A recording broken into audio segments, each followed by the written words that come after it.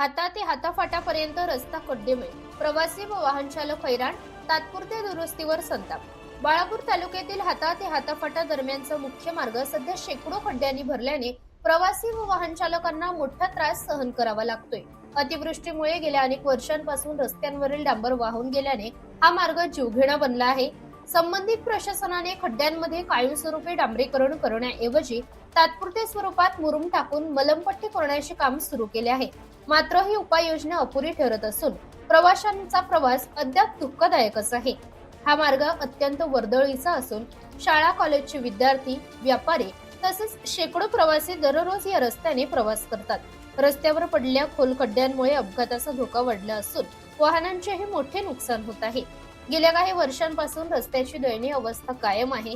खड्डेमय रस्त्यामुळे रुग्णवाहिकेतून नेण्यात येणाऱ्या रुग्णांसाठीही हा मार्ग धोकादायक ठरत आहे.